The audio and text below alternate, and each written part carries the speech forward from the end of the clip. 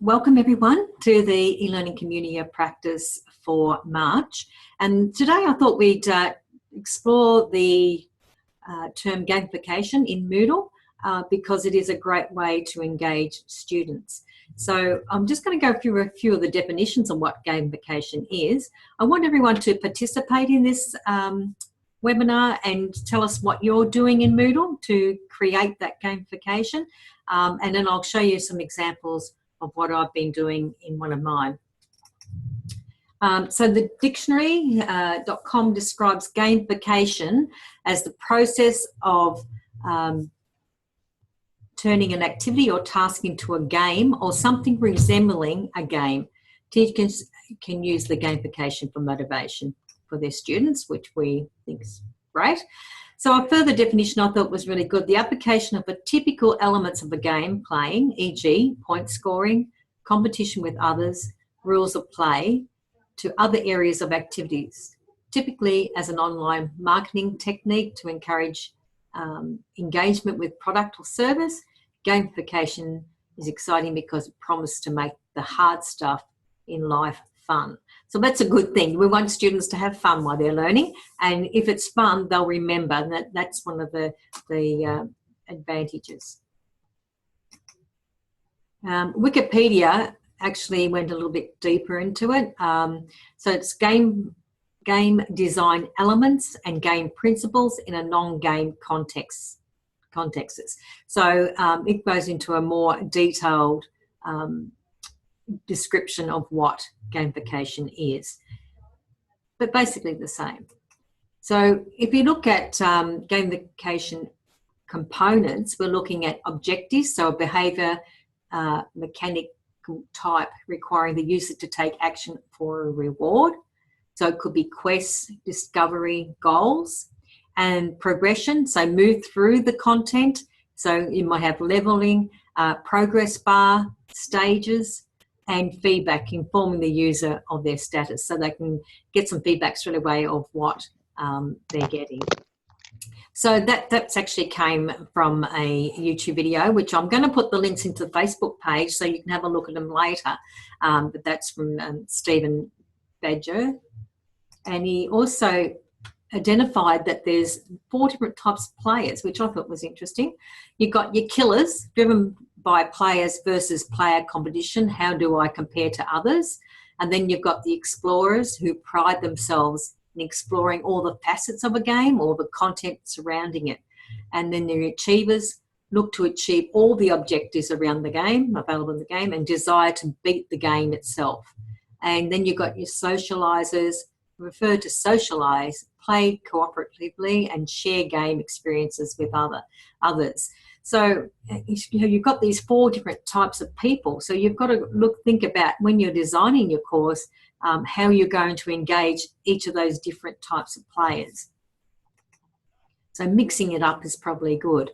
Gamification in Moodle, so creating objectives and rewards, visual progress, points and leaderboards, and achievements. Now, can I just ask, is anyone in the room, do they use the gamification plugin? There is a plugin for Moodle which actually creates games within Moodle. Is anyone using those? Julie tends to be the socialite, I like that. George doesn't. No, we don't either. We haven't got that plugin, and I was just interested to see if anyone did. And Julie, you mentioned something, we have the level up block in our test Moodle. Can you just explain that a little bit more?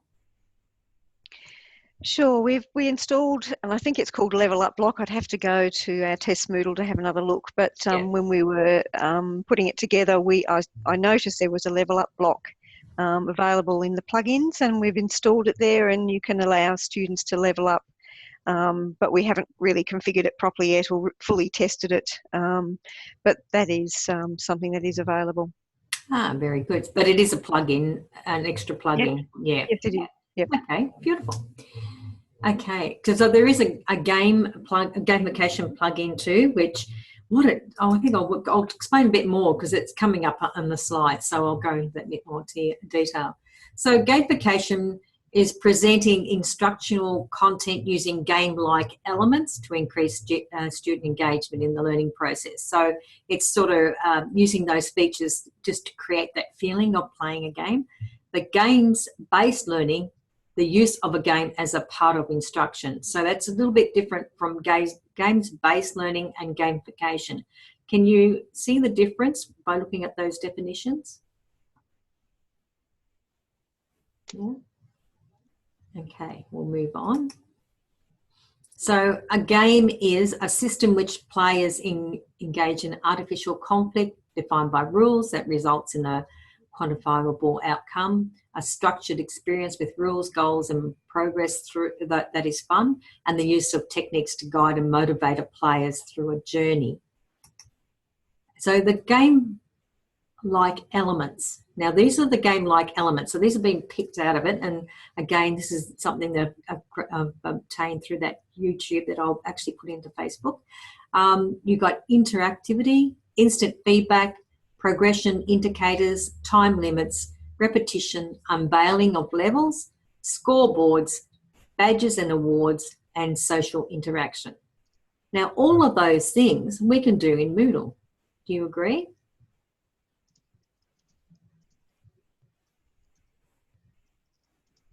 Yeah, I've got a yes from George. Thanks, George. So we'll talk about some of those things that we use in Moodle to be able to create these things. Now with that, remember I was talking about the gamification plugin? These are some of the things that it can do. Look, we haven't got it either, but apparently it actually pulls out, if you've got a glossary with all the terms in it, it'll actually create a crossword puzzle from what's in the glossary and plays hangman, millionaire. It'll actually play the game millionaire, grabbing the content that you put into it, snakes and ladders, and so lots of different things. So it'd be great, but I say we haven't got it, and we are guided by who looks after us, which is eWorks, and we would have to pay extra to have that plugin. I was just keen to see whether anyone else is using that plugin, but apparently Richard is saying he's seen it. Richard, do you want to just elaborate a little bit more? Have you got a microphone? Yes, I have seen it at UTS. Somebody was looking at it, and particularly they were using, I think they were using that millionaire who wants to be a millionaire. Oh, yes, yes. But very good. I don't know how it went, because I think some of the lag time might have been a problem, or it might have been just the way we're trying to implement it. But I don't think it ever got out of test, unfortunately, or I don't know if it did. Okay, fair enough. So I'm looking at Julie. Julie said she's created a game in our Moodle from glossaries, but I thought it was a base component of Moodle. Oh, okay. It sounds like you might have the actual plugin, Julie.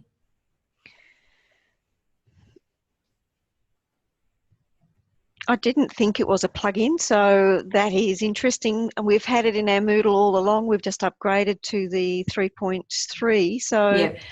I didn't believe it was a gamification plugin, if that's what you're calling it. It's always been something we've had the ability to do from glossaries, and we could create crosswords, hangman, millionaire, snakes and ladders. So. Yes. But the book with questions, no. If that's an additional, no, we can't do that. So maybe this is an additional plugin that we don't have. Yeah, it might be a later version of the plugin. Yeah. When you go to do the crossword and the hangman, Julie, whereabouts do you do that from? Do you do it from? So you go to add an activity, And it's under there. It's under games, and then you select which one you want, and then you get it populated from a glossary. Yeah, it may not be called gamification plugin. It might be called games plugin, and that's probably where you see that at a game, and then you've got the extra. Yeah, it's a bit like to investigate, but I don't. Yeah, that's think fantastic. It was a plugin. I'm really interested about that, so I didn't believe that it was. So I'm going to have a quick while I'm sitting here. I think you'll find it is, because we don't have it, and it's a bit like the 5HP, H5P, I should say, H5P. That's a plugin, and you won't see it unless you've got that plugin installed. Yeah, I'll go and look at the back end of our Moodle now. Yeah, excellent. Thank you. Okay, so I'm just going to actually look at, I'm going to escape from there now and have a look at our Moodle. And I'll go into this one here. Now, and I'll just take that over into here. So this is a Moodle shell that was developed for staff actually, and it's evidence of participation. So it's training staff in the vet sector on what is classed as evidence of participation so we get paid. And this is one of the things that a lot of teachers have issues with, and it can affect the TAFE by having to prepay money. So it was a really important one to do. So in here, how many people are using progress bars, which is now going to be replaced by the completion progress? Yep, George is. Now that's a great way to motivate students. Yes, completion progress, beautiful. Because the progress bar was the original and it was great. You actually went in and selected what activities you want to show up in your progress bar. The completion progress actually picks up everything that you put completion progress on. So it's really important that you do set up the course at course level that you've got completion progress on, and then at the activity level saying completion progress. Now you've got two choices with your activity completion. You either can get the student to mark them as complete, or you can set activities or actions that will create the completion of that activity. Now you can tell the difference between the two. If it's got the dotted lines around it, that means it's a condition that the student has to achieve something to, and it will be automatically ticked when they've done it. And where you see the solid line means the student can tick it. Now there's actually one there which shouldn't be, so that's a one that would need to be changed. So on here, a lesson. How many people use lessons?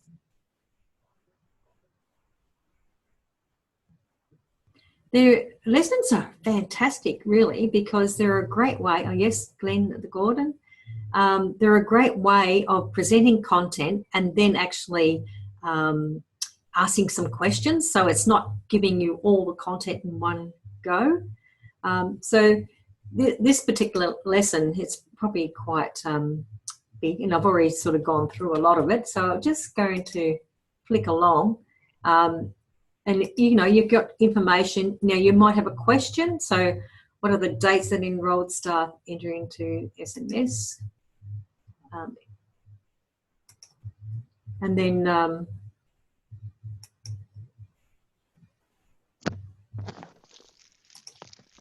end date. I've got to concentrate to get the right answers in. And then you can submit. So in this case, you could have something here that, you know, a smiley face or a trophy, not a trophy, but something that to say, hey, you did well, because it'll actually come up pretty boring, this stuff. That's what comes in. So if you can put an image or something, I would make it a bit smaller, but I did this really quickly just so I could demonstrate something today. And then if I got it wrong, you can have some other image. So what I've done in these ones, I put a sad face. So, you know, they've got to go back and do it again. So that's just one way. And you've just, with the lessons, you just need to be mindful about the flow of it and what you want to happen. So you can have branching off, taking them back and so forth. But they're a really good way of presenting information. So you can continue on, and I'll see if I can get to another one where I say no, but it might take me a little while.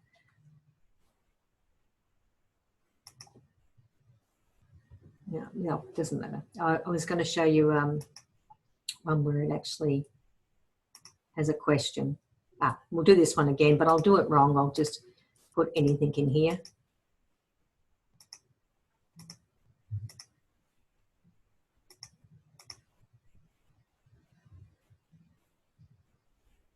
maximum number of attempts is reached. Move on to the next page. It's telling me I must have put a limit on that one. So unfortunately, you don't get to see the unhappy face. But that's a good way. So Gordon uses it, Julie uses it,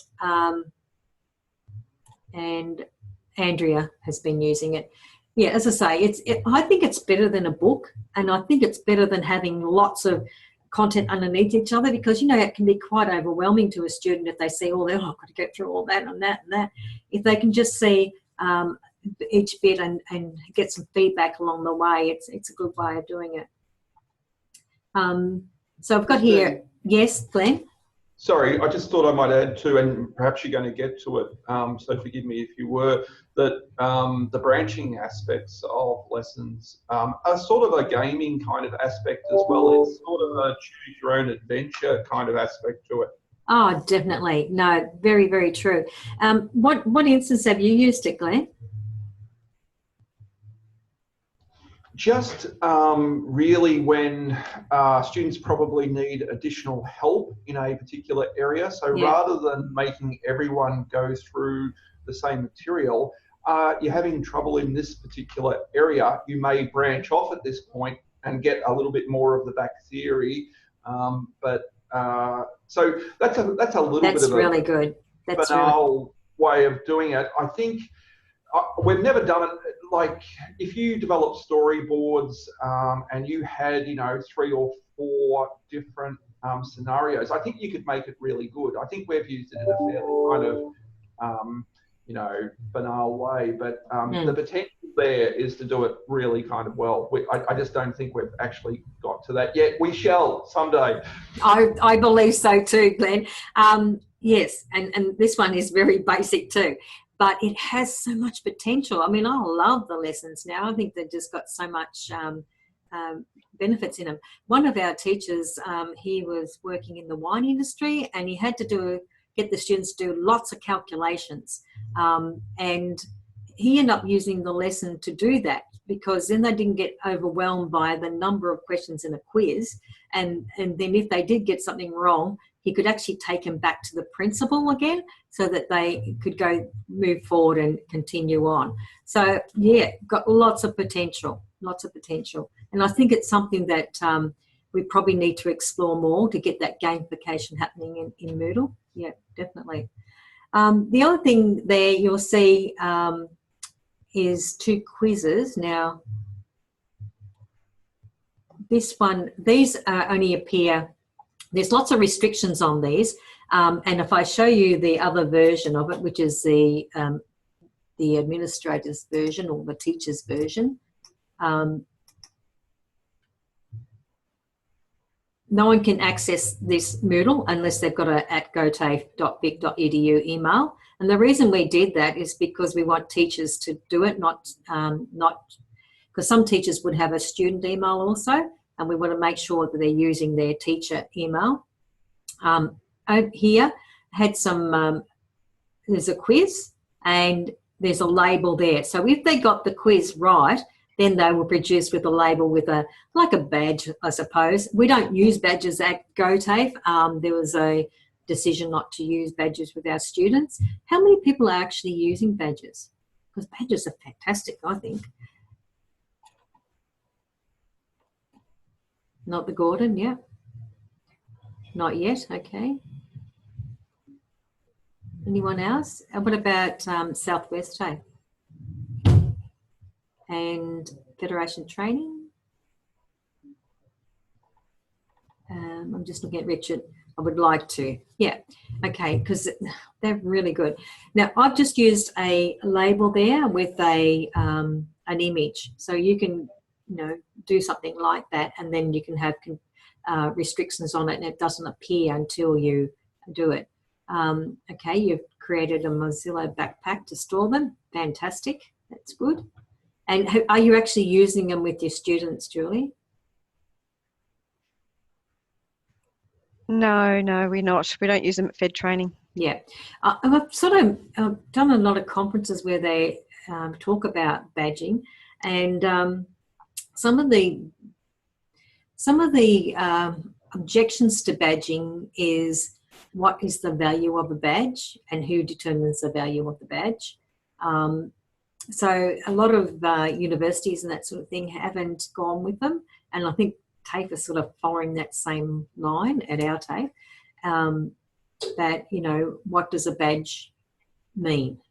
But if it's just a motivational thing, I think it's fantastic. I mean, people can collect these badges or get something, a little surprise when they've done something right. It's just a bit of a reward, isn't it, really? Yeah, sure. I mean, they had VDC webinars and workshops used to give out badges, and that's where I started my backpack. Store them. Yep. And I they would love have it. life. They did have a life on them. They had an expiry date, so then they're gone, which is a bit of a shame because I think they should not expire. But anyway, that's all right. True. I don't know if anyone's done any of those free courses on open to study. You get badges, and I thought when I first looked at those courses, and I had my colleague who did the first one was a few years ago, and she said, "Oh, I've got a badge. And I think, oh God, that's a bit childish. And then when I did one of the courses myself, and I got a badge, I thought, oh, I got a badge, and I got a badge for filling out my profile, and I got a badge for commenting in a forum, and then I got a badge for doing something else. And I was collecting all these badges, and I was feeling pretty chuffed about myself. So I think they've got merit, and they do work quite well. And it's a great way of motivating people because, oh, what badge have I got now? And you can see all your badges. So, and there's lots of training you can do where I know with some of the webinars and things, and when I presented at Mahara conferences and that sort of thing, they give you a badge which you can put into your backpack and you can keep them. And you, in Mahara, which is an e-portfolio, you can actually store a lot of those badges. And so it gets quite motivating that you've collected these badges. But that sort of comes back to the point, what does the badge mean and what is its value? And that's where you need to have some restrictions on it. Like you can't just willy-nilly give a badge if it's not meaningful. Yeah. Does that make sense? Yeah, I agree. I just think that it would be good if professionally there was some PD significance tied to the badges, so it actually meant something, so that the obtaining of a particular badge is equivalent to or means that whatever, something like that. Probably exactly. A similar thing.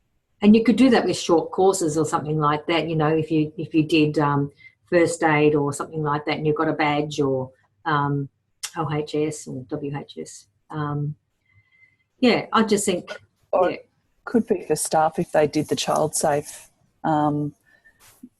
If they did child safe training, then they get the child safe badge. If they did corporate training, they got a corporate badge. Yeah. So there are different sort of for staff. So we're looking at bringing in. Is we'd have. I think it's badges for the sections of the training that staff need to do. At different levels. I think it'd be interesting for students because they'd expect it. They'd be asking, is it transferable? If I get a badge for this course, does it apply for another course too? So that are those things you'd have to think about as well. That's exactly right. And I think it's a good place to start is with the staff training, because that'll give you the idea of how it actually functions, how it works and what it means.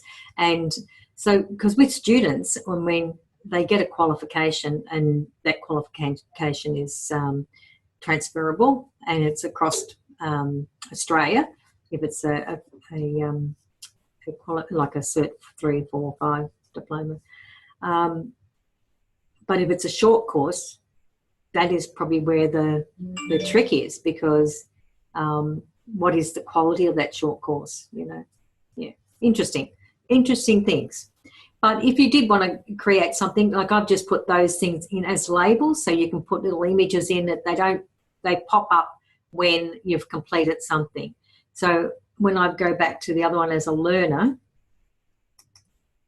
I've already done those. Well, let's just do that. This one's really quick, so I'll do this one. Start the attempt. So these are just a couple of questions on auditing. How many? 24 hours. And I've just got to tick the right ones here. So just bear with me. I'll just quickly read.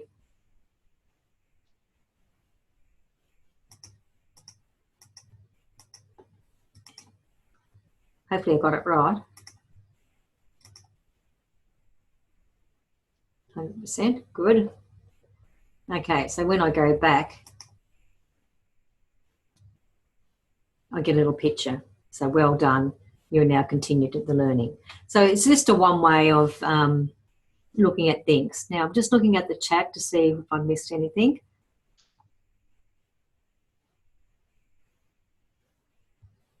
Yeah.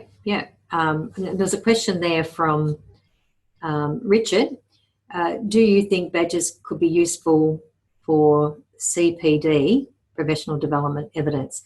I'm not sure what CPD stands for, but professional development evidence, yes. But again, it's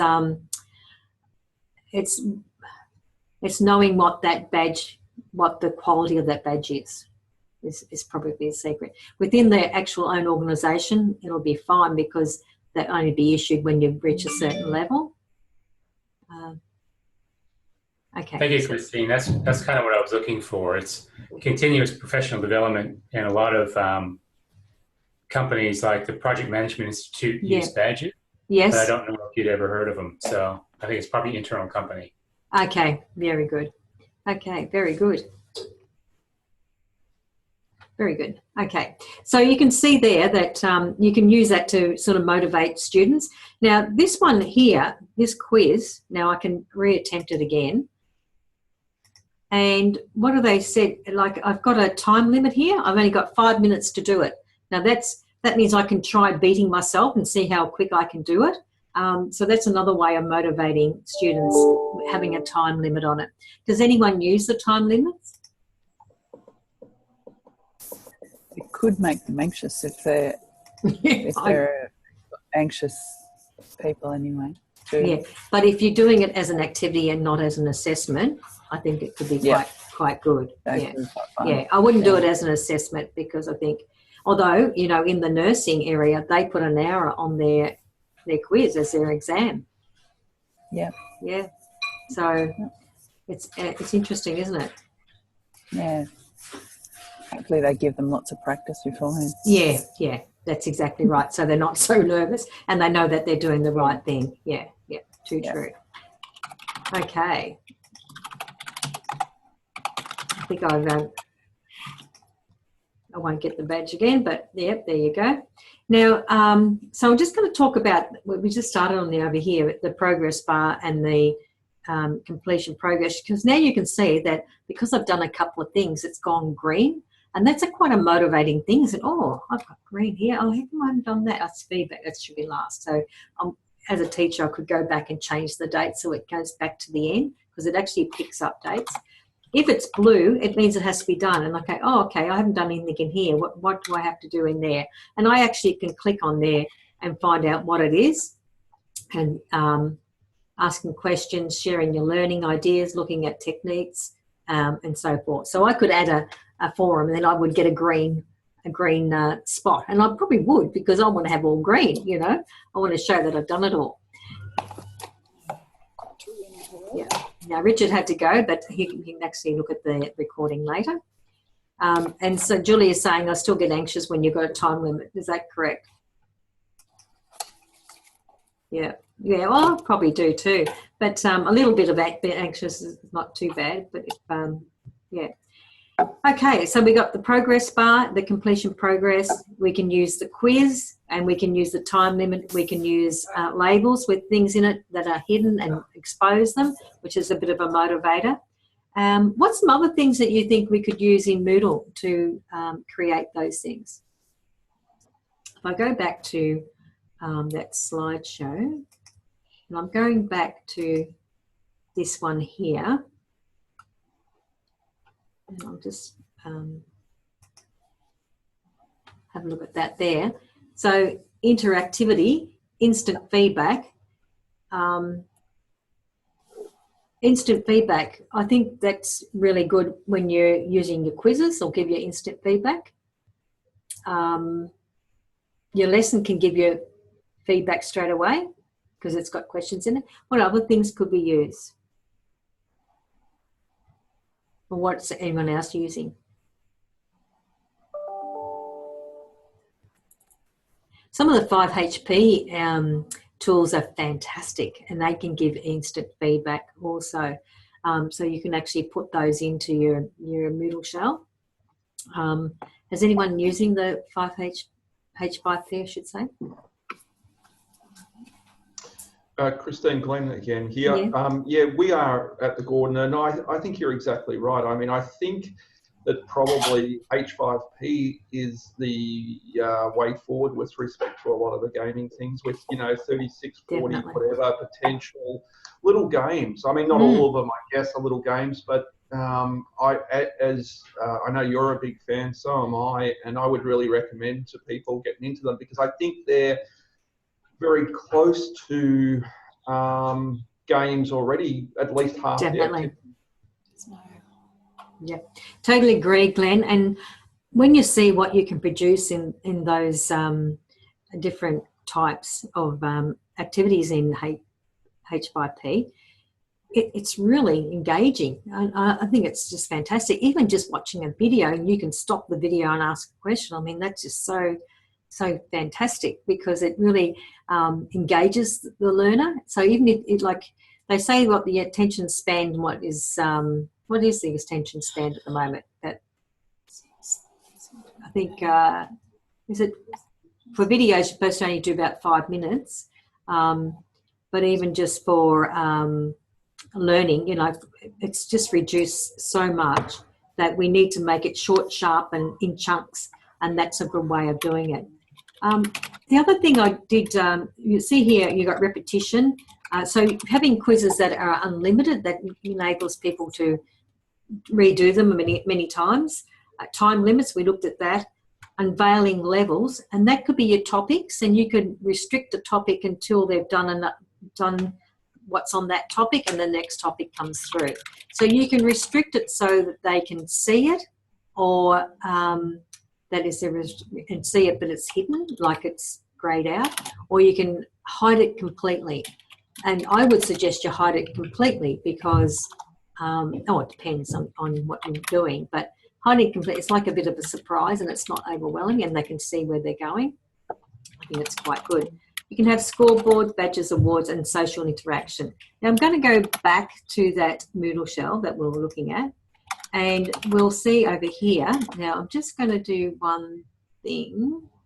I'll just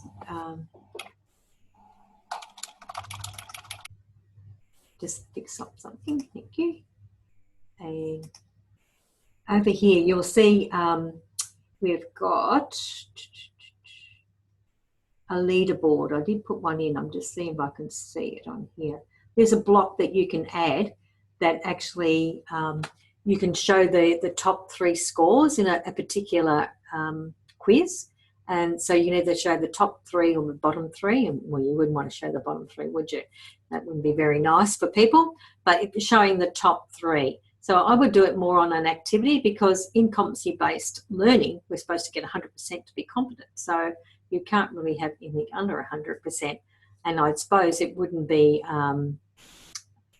it'd probably go to the first person that completed that 100. So it's not, that doesn't mean that everyone else didn't get 100. Now I'm just reading a message here from Julie. As a MMOP gamer, I think you do need to be careful of your cohort. As your earlier slide indicated, there are people with different styles of gaming preference. I love my games, but I find the competition it creates can be negative or bring out the worst in people. Yes, yeah, that's a good comment, actually, a very good comment. And again, it's going back to those different styles, isn't it? Yeah. Very good. Now, I'll just having a quick look here to see if I could see my leaderboard, but I can't see it there.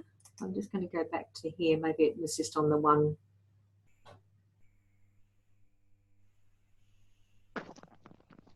No, it's not there. So I'm just going to go back into this one here.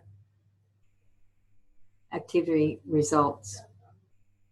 Okay, this is the block that you add, and just going to configure that one again so you can see what I'm doing. I'm doing, I might do it on the other gamification quiz because that's the one that I've done. and save the changes. And I'll go back into that other Moodle and just see if it's shown up.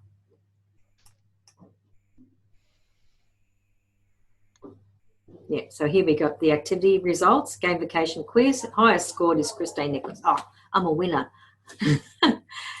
So you can have the top 3, but you know, it could alter as people do it, and if you did it, it'll actually change the score.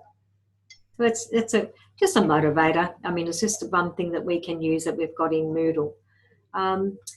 Some of the other types of things we can use, we've got certificates. So with this particular one, this was staff training, and as I said, we don't use the badges so much, but we do use certificates for training. And this, you can print your certificate. It becomes available once the student has completed all the training, and it says congratulations, and then they can print off their certificate. Now you can see I can't print that because I'm in here as a learner, but just to show you what the certificate actually looks like, and just make sure I'm going into the right one.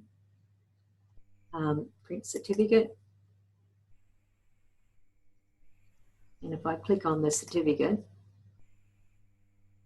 it'll come up like this, get your certificate. It'll show you grade, and it will have a certificate. And each certificate has a code which makes it unique, and that's the identifier. Like it is unique, that that is your certificate. Okay, so it picks up the information that is in the Moodle. So this is my user login, and what the name of the course is comes up, the date, and so forth, and we put our logo in. So that's another great way of, you know, giving a reward to a student for completing. Has anyone got anything they would like to share and what they've been doing in Moodle? I think that certificate's good for staff too. Yeah. For their KPIs and things. Definitely, and we use it for staff. We don't use the certificate for students because we've been told not to use it, because the student get a qualification at the end, and they get their statement of results if they don't finish. And it's sort of, it's one, because they're issued and they've got to be checked and so forth. If a teacher accidentally gave someone a certificate and it wasn't set up properly, could cause issues. Yeah. All right. Same here. We only use them for staff. Yeah. Thanks, Jared. We'll talk to you soon. Okay. So has anyone got any anything they'd like to share? Have we got any examples that you'd like to share? I think it's an interesting topic, and I think it's something that we need to explore more, and just to make our courses more engaging. I can show you some of the H5P ones, but I think some of you may have already seen those. I'll just type it in.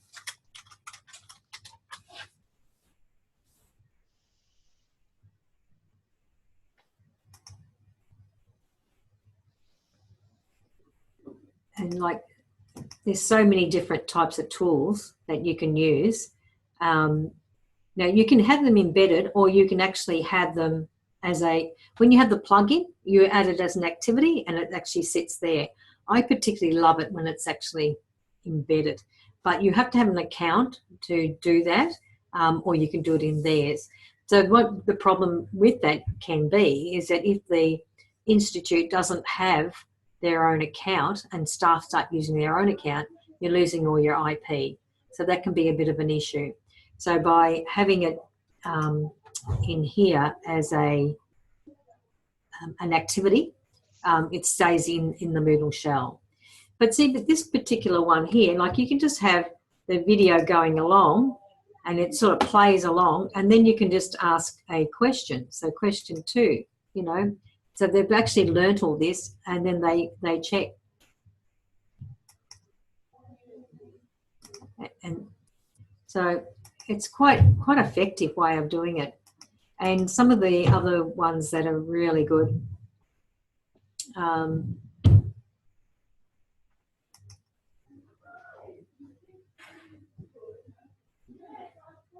I'm just opening these up. That one, no, I don't like that one as much.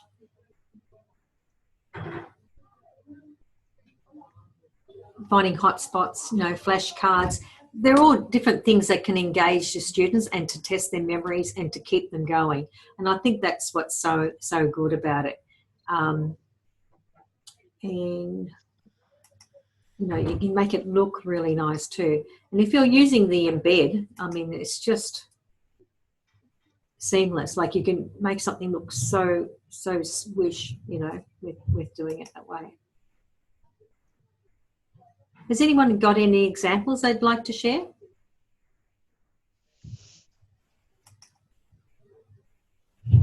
This is quite a good one.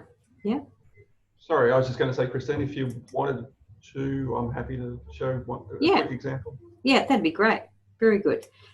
So there's lots of different things that you can use in that H5P. But I'm going to stop sharing, and I'm going to let Glenn share for us. Can everyone see a picture of a woman with very large eyelashes? Oh, yes.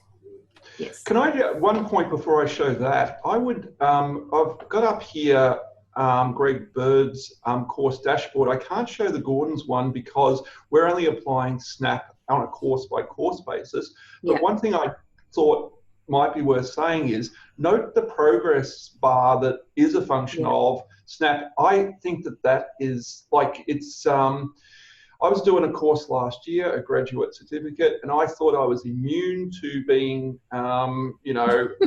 arty to seeing my progress bar go up. But in actual fact, in the end, it was the only thing motivating me. I'm at 75% and I'll hit the refresh button and, now I'm at 77%. It was the only thing that got me through the course.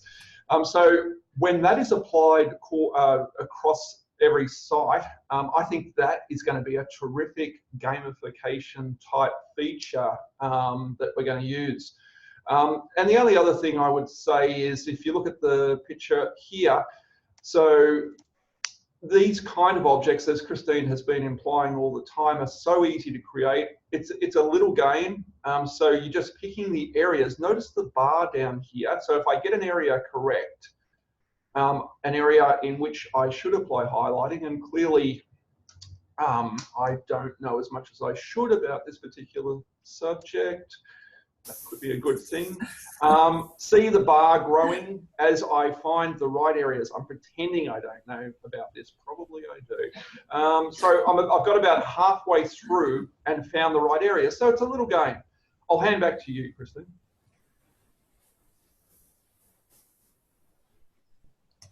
Thanks, Glenn. That's fantastic, and I love the new Snap theme. I think it's so engaging with that, having the progress on the front of it. But it also it's very appealing, and it very cleverly uses a lot of white space, so it's easy to view. It's good on the eyes, and it doesn't seem overwhelming. So I think, I love the Snap. Can't wait till we get to use it, but we'll have to wait in the meantime. But the H5P is great, and that was a great example of using it, Glenn, so thank you. But there's lots of different ways of using it, and I'm happy to give anyone guest access to this, but you can actually go to the site yourself and look at all the different examples, and you can actually create an account for yourself and start playing.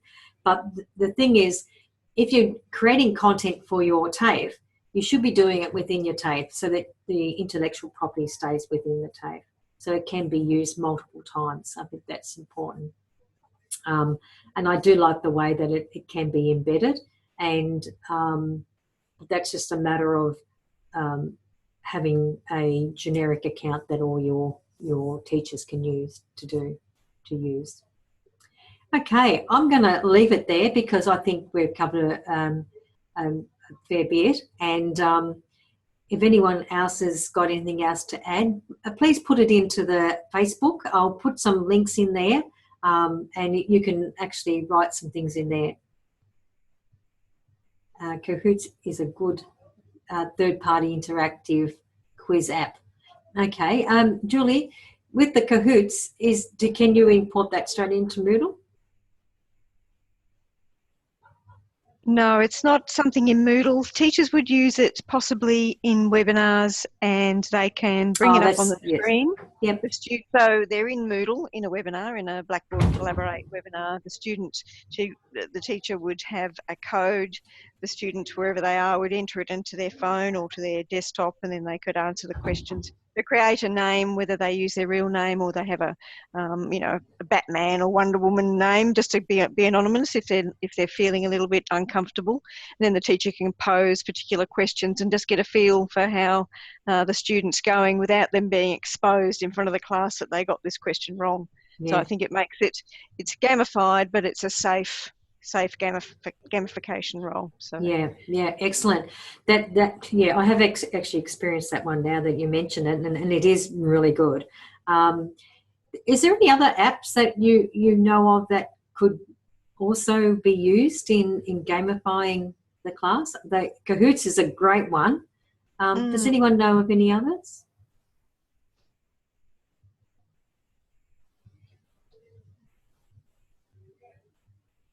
Okay.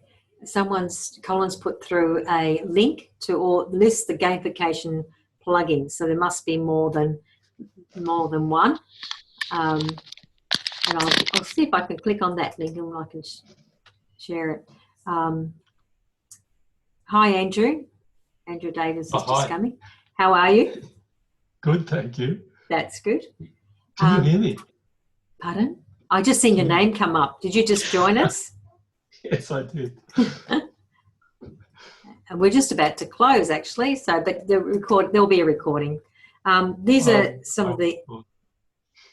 Sorry, Andrew. Yeah, I'll look forward to looking over the recording. Thanks. Yeah. Are you doing anything in the way of gamification in your courses at the moment? No, not really. The last session you had on assessments was more typical of what we do. Gamification is one that I'd be interested in. I've certainly seen it at a high school level used, but I'm just not sure how to use it with adults in TAFE. So I'll be keen to look back over some of the ideas. Yeah, okay, good. Excellent. Here's some of the gamification plugins that are available. Level Up, Interactive Content H5P, which we have got and I love it. Game, and this is the one that Julie's got, is Game, and it makes the crossword puzzles and so forth. Quiz Venture, and that sort of makes it like a game, and it's looks like you've got spaceships or something in there. Stash, I'm not sure what that is. There's quite a few different ones, isn't there? Motivated Motown, mobile gamification. There you go. Okay, so Level Up, that looks interesting. Engage your students, gamify your students' learning experience by allowing them to level up in their course. So it might be that they earn different levels as they progress through. Has anyone seen that one in action? I don't know if it gives us anything in there, but I can put the link to that into the Facebook page, and people can have a bit of a look and see whether it suits their needs. Very good. All right, so we'll close for now. So thank you for everyone who participated. That was really good. We'll have another community of practice at the end of April, and I'll send out notification when that's happening. In the Facebook, if you're not already a member of the Facebook, just send me an email and I'll add you. And use that Facebook also to bring up any topics that you would like to talk about and share with others, or you want more information on, so that we can create it. Because the idea of the community of practice that we do share what we're all doing, and the more participation, the better. So it's all good. Okay, so thank you all, and I shall talk to you soon, and I'll send out the recording and the links to some of the material. So thank you.